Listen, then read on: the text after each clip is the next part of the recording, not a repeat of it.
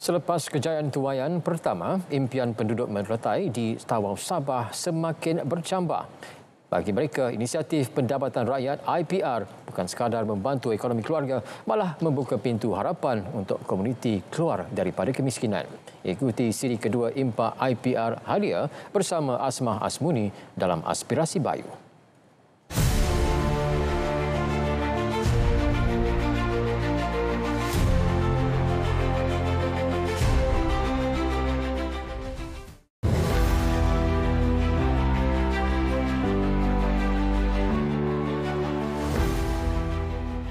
Saya berharap agar program ini diperkasakan untuk memastikan peserta-peserta atau masyarakat yang masih tergolong dalam B40 maupun IKASI diberi ruang untuk mereka terlibat untuk mengeluarkan mereka daripada garis kemiskinan. Seperti kami yang memang tidak ada tanah lah kan, memang amat baiklah PPK yang beri peranan yang besar untuk kami membantu. Memang banyaklah membantu rakyat dalam IPR ni. IPR Tanaman Halia ini telah mengubah lanskap ekonomi Merotai. Kejayaan ini turut membuka potensi untuk pengembangan kawasan tanaman serta peningkatan jumlah peserta bagi fasa seterusnya. Ia membuktikan bahawa pendekatan yang berasaskan produktiviti, bimbingan teknikal dan jaminan pasaran mampu menghasilkan impak sebenar kepada komuniti luar bandar.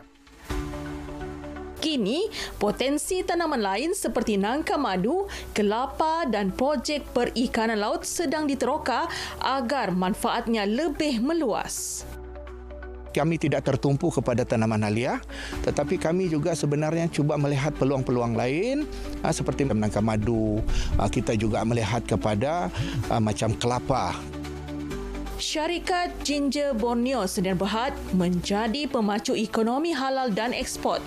Usaha kini tertumpu mendapatkan piawaian antarabangsa untuk menembusi pasaran Australia dan global. Kita bercadang kita nak ekspor pergi ke Australia. Oleh itu yang kita nak buat adalah untuk memperbaikikan kualiti produk supaya dia boleh mempertingkatkan kesihatan masyarakat. Sasaran seterusnya 400 peserta integrasi dengan syarikat makanan dan farmaseutical serta penggunaan analisis data raya untuk mengoptimumkan hasil. Tolong jangan berhentikan bantuan di dalam bentuk menjana pendapatan. Menjana pendapatan itu penting. Kita tidak mahu kita bagi duit sahaja sebab kita tidak mahu membentuk masyarakat mengharapkan subsidi, mental subsidi. Dia tidak membantu kita dalam jangka masa panjang. Merotai kini menjadi model kejayaan ekonomi rakyat.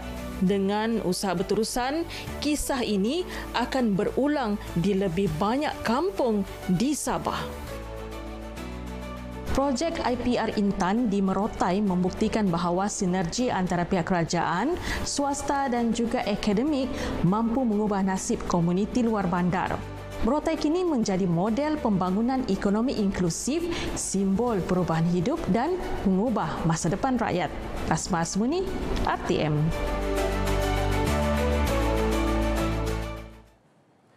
Kampus Akademi Binaan Malaysia usaha perkasa TVET. Itu paparan dari Sabah petang ini. Perinciannya berlangsung bersama Suaran Shah di Kota Kinabalu. Silakan. Baik, Otok. Sabah melakar sejarah baru dalam pembangunan modal insan. Menerusi projek pembinaan Kampus Akademi Binaan Malaysia ABM wilayah Sabah di Beringgis Papar bernilai 130.6 juta ringgit.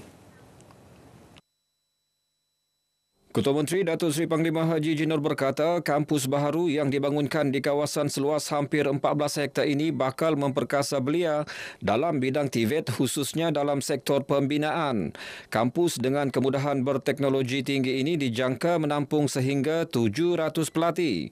Sekaligus meningkatkan kapasiti latihan belia sebanyak 73% dan personal binaan sebanyak 39% berbanding kemudahan kampus sementara ABM di Kayu Madang, Kota Kinabalu.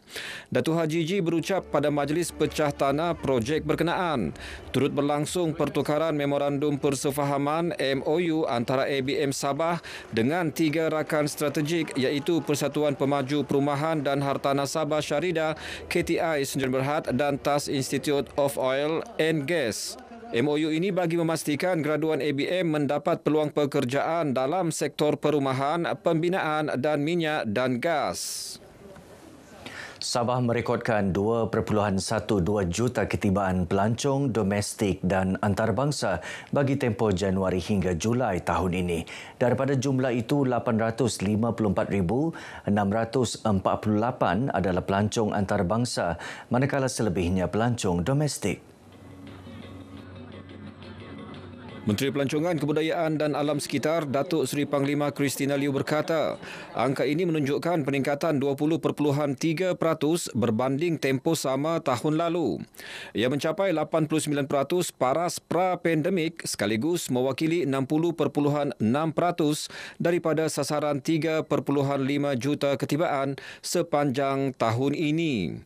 Sektor pelancongan turut mencatat hasil 5 bilion ringgit bagi 7 bulan pertama tahun ini, meningkat 20.5% berbanding tempoh sama tahun lalu.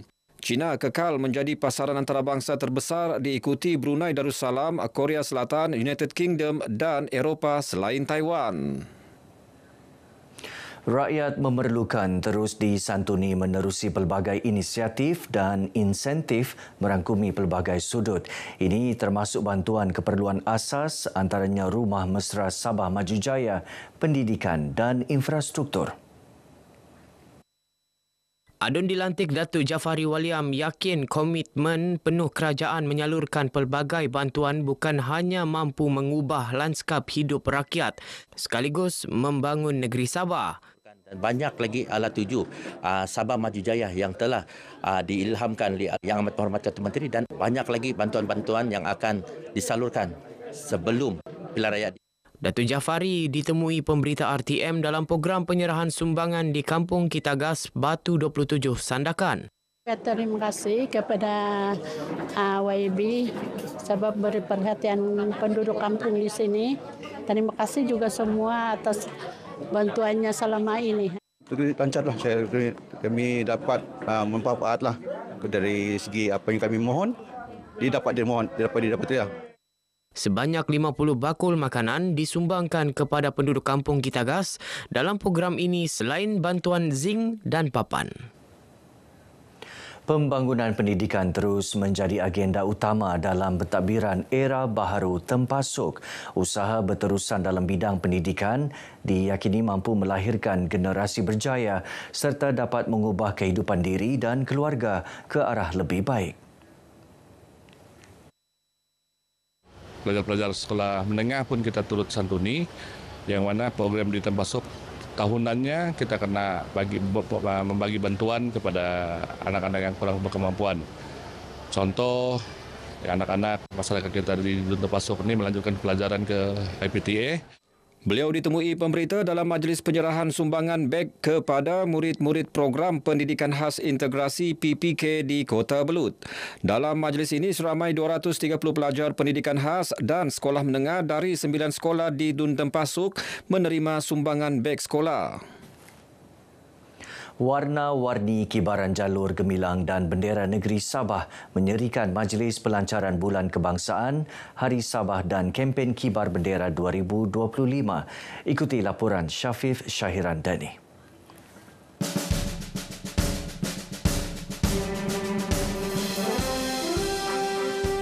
Semangat patriotisme terus menyemarak di bumi Sabah apabila majlis pelancaran berlangsung dengan penuh meriah di Kota Kinabalu.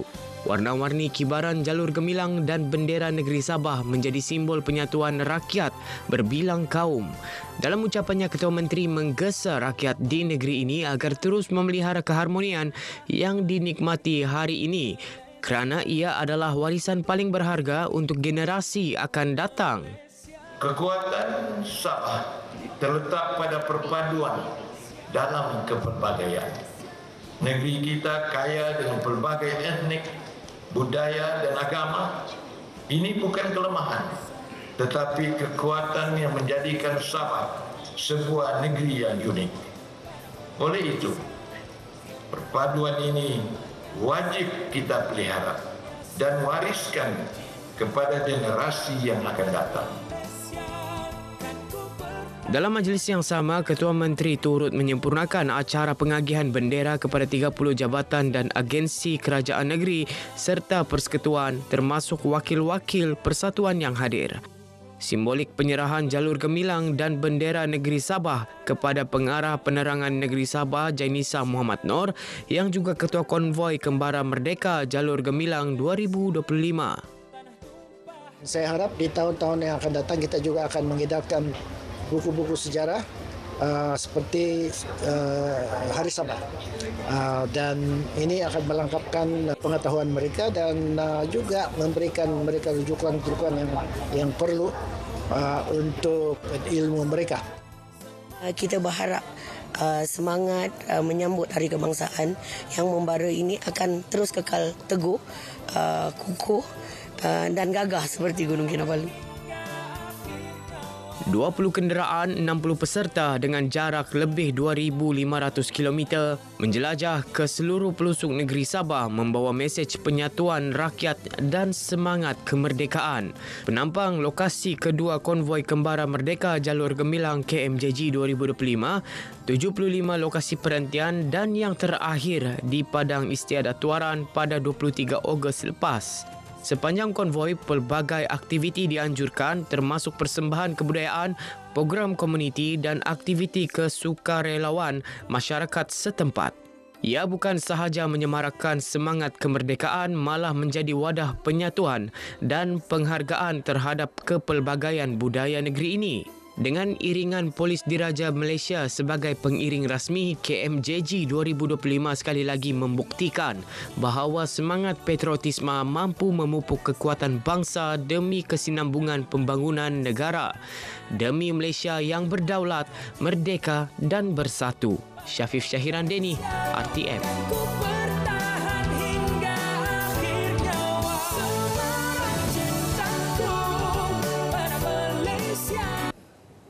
Baik, saudara, paparan itu mengakhiri perkongsian dari Sabah petang ini. Terus ikuti berita wilayah bersama Otto Othman untuk lebih banyak perkembangan semasa dalam negara.